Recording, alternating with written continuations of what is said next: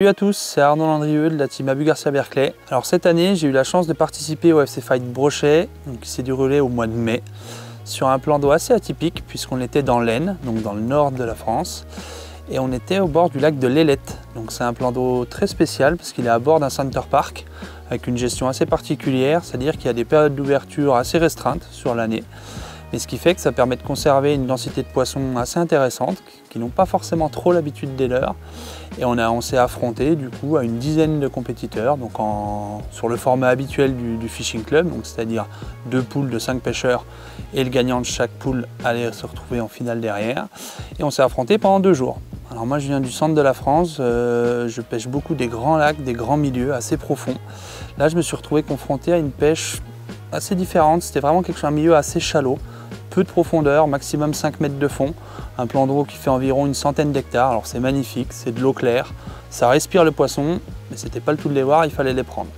Et pour les prendre, ma stratégie, elle s'est axée sur pas mal de choses. Clairement, alors je l'ai dit au début, une stratégie, j'en avais pas vraiment. C'est-à-dire que j'avais pas de plan à dérouler, c'était un plan d'eau que je ne connaissais pas. J'y suis plutôt allé tout azimut, plutôt d'une manière assez instinctive finalement. Et je savais que j'avais les bonnes armes entre mes mains, donc j'avais tous les leurres qu'il fallait pour pouvoir prendre du poisson. Donc c'était à moi de faire les bons choix au bon moment. Donc c'est pour ça que je suis parti sur plein de typologies différentes. Donc je vais vous montrer justement maintenant. Alors pour commencer, pour prospecter ce type de milieu, j'avais besoin de 3 gros poissons. C'est le format qui veut ça. Donc on n'est pas là pour faire forcément de la quantité, même si au départ la quantité ça rassure. Ça permet de trouver du poisson, de comprendre un peu la manière dont il s'alimente ou il s'active à tel ou tel moment de la journée. Donc j'ai attaqué tout bêtement avec du shad. Donc vraiment ce qui se fait de plus classique. Là en l'occurrence c'est le Biss Paddle Tail. Donc dans sa grosse taille, j'ai alterné cette taille là et la plus petite taille. Alors la particularité de ce leurre là, c'est d'avoir une queue un peu triangulaire qui brasse beaucoup d'eau. C'est une gomme qui est hyper tonique. Donc là le but pour moi en utilisant ce type de produit là, c'est vraiment de créer de l'animation, de déplacer du volume d'eau pour trouver rapidement les poissons.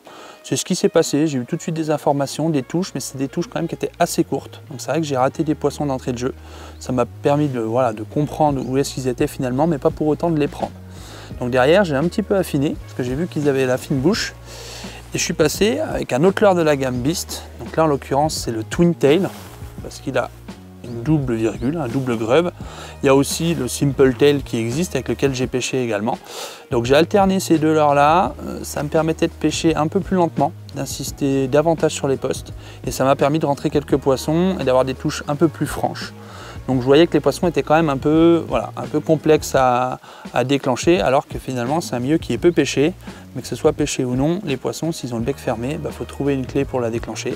Et ça m'a aidé en tout cas en début de manche pour trouver du poisson. Alors du coup clairement le début de manche pour moi ça s'est bien passé, j'étais content, j'ai eu des touches rapidement, j'ai pas forcément rentré un gros poisson d'entrée de jeu. Alors je savais qu'en face j'avais des compétiteurs de renom qui étaient là, qui n'allaient rien lâcher. Donc j'avais Tanguy qui lui a gagné la précédente édition avec une pêche très rapide en power fishing. Je le voyais d'ailleurs au loin dérouler un peu le plan de la sorte. Donc j'ai pas forcément voulu m'axer sur cette technique au shatter que lui maîtrise tant. Je n'ai pas voulu copier ce qu'il faisait, j'ai voulu voir un peu les résultats derrière. Et ensuite on avait Mathias Lotti, Rémi Segler et Charlie Couchou. Alors je savais que tous les 3 étaient équipés d'une sonde live, donc potentiellement allaient pouvoir pêcher un peu les zones un peu les plus profondes du lac. Donc effectivement il y avait un challenge. Le choix c'était soit de s'orienter sur des pêches actives de bordure pour déclencher du poisson actif, donc un pur power fishing, ou au contraire de cibler peu de poissons mais des gros à l'aide effectivement de l'équipement électronique et cette fois-ci en pleine eau. Alors il faut savoir que sur ce lac, on a pu le voir rapidement à l'aide du LiveScope, on a énormément de branchages, donc comme des anciennes haies de châtaigniers. Alors je ne sais pas exactement ce que c'était, je ne connaissais pas le lac, mais je voyais vraiment beaucoup de bois mort finalement en pleine eau. Donc c'est forcément des zones de refuge pour les gros poissons. Et en bordure par contre, c'est des grandes zones de chalot avec beaucoup d'herbiers. Donc là aussi sur les cassants notamment, on savait que c'était des zones de chasse potentielle de gros poissons. Donc la stratégie, elle s'axait entre ces 2 points-là. Quelle zone on allait choisir? Donc dès le matin, j'ai choisi les chalots, c'est ce qui me paraissait être le plus raisonnable et le plus logique dans le plan. J'ai pu déclencher des poissons que je n'ai pas forcément concrétisés. Alors c'est là où j'ai dû affiner un peu au niveau de mes leurres. Et j'ai utilisé justement un leurre, j'étais sûr qu'ils n'avaient jamais vu, puisque je l'avais en phase de prototypage. C'était le fameux Cull Shad. Donc le Cull Shad, sa particularité, c'est d'avoir une queue en nid d'abeille. donc ça lui confère un volume, donc qui va donner la résistance notamment pour les dents des brochets. Mais par contre, ça va aussi me permettre de créer des cavités, d'avoir énormément de souplesse. Et dans ces cavités, je vais venir y mettre, ce que j'utilise déjà beaucoup pour le sand, mais ça fonctionne aussi sur le brochet, je vais venir y mettre du gel gulp. Donc le gulp, c'est quoi? C'est de la phéromone animale qu'on va mettre et qui va pouvoir permettre au poisson de gober et de tenir le leurre un peu plus en gueule. Et c'est ce qui s'est passé. Donc je me suis tenu un peu au culchat, ça m'a permis de rentrer un poisson au début d'après-midi, un poisson qui compte, puisque c'est le poisson qui va m'aider notamment à me qualifier. Donc là c'était coffré pleine bouche, il n'y avait aucun souci, j'ai pris une ou deux touches courtes avant, j'ai mis le gulp, ça a permis de sanctionner directement et ça m'a permis de prendre un joli poisson finalement sur un leurre de petite taille. Donc comme quoi le pattern n'était pas forcément de pêcher avec des trop gros leurres, parce qu'on était quand même en début de saison, on était au mois de mai, il y avait profusion de baies de fiches, de petits alevins en bordure, et finalement ça c'est le format gardon idéal, donc c'était clairement ce qui me permettait de matcher avec ce que les poissons mangeaient. Et ensuite, une fois que j'avais rentré déjà quelques poissons, il fallait vraiment faire la différence. C'est un format qui est court, qui est intense, c'est pas en lançant et en ramenant à l'heure comme tout le monde qu'on peut faire la différence. J'ai souhaité me démarquer et je me suis dit finalement qu'est-ce qui pouvait être complètement différent de ce que les gens utilisent, qu'est-ce qui va faire prendre le fameux poisson qui permettra d'aller en finale. Et là j'ai osé, j'ai essayé pas mal de choses et finalement ce qui a fonctionné, c'est pas forcément ce à quoi on s'attendait, puisque ce qui a marché vraiment, c'était la cuillère ondulante. Donc cette cuillère, c'est la Atome, c'est vraiment un vieux produit de chez Abu Garcia, c'est emblématique. Alors étonnamment, c'est très peu connu en France, c'est peu utilisé même, faut le reconnaître. Par contre, dans les pays scandinaves, ils l'utilisent énormément, parce que la cuillère ondulante, c'est quelque chose de simple, c'est dense, ça se lance loin, ça se travaille de centaines de manières différentes, ça peut être un simple linéaire, on peut le faire aller en backslide, on peut faire plein de choses avec, et ça émet surtout des vibrations assez puissantes, et ça appelle les poissons de loin.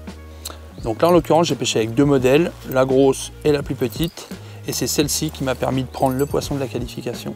Donc en fin de manche, j'ai pu enchaîner quelques poissons avec ça, et là j'étais certain qu'ils n'avaient pas vu une ondulante depuis un moment, et c'est ce qui m'a permis de faire la différence. Alors une fois la qualification obtenue, là c'était le temps de la finale. Donc vraiment l'ultime épreuve, je me retrouvais face à Will. Donc Will, je savais que c'était quelqu'un qui avait énormément pêché en sharpshooting, c'est quelque chose qu'il maîtrise parfaitement.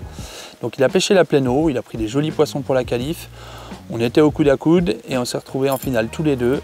Donc là c'était complexe, le choix c'était est-ce qu'effectivement je continuais ma pêche de bordure ou alors la pêche en pleine eau, en sachant effectivement que la pêche en pleine eau permettait de rapporter des gros poissons. Donc au départ j'ai orienté quand même beaucoup ma pêche sur une pêche de bordure, dynamique, que le shad, tout y est passé, le pulse aussi, ça c'est la grosse valeur sûre. Je me permets d'en parler parce que j'ai touché un gros poisson en fin de matinée, notamment un poisson qui faisait entre 90 et 95 cm, que j'ai décroché au bateau avec ce leurre là. Donc c'est un poisson que j'avais repéré au sondeur pour le coup, qui aurait permis d'aider à marquer des points assez importants. Et du coup je m'y suis tenu. Malheureusement je n'ai pas été au bout. Et finalement c'est toujours le même qui m'a sauvé. Donc c'est le Beast qui m'a permis de prendre un poisson de plus de 90 en fin de première manche, qui m'a permis d'être assez confortable avant la pause.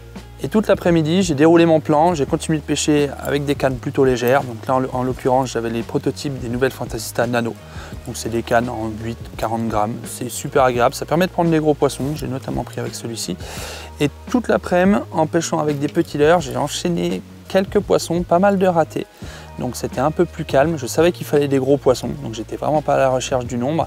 Et finalement c'est en fin de manche où je me suis redécidé à ressortir l'ondulante. Alors ça m'a permis de prendre un poisson qui comptait, qui était intéressant, mais qui n'était pas suffisant. La perte du gros du matin m'a coûté cher. En face j'avais Will qui a été très bon, qui a su performer, qui a su trouver des poissons assez rapidement.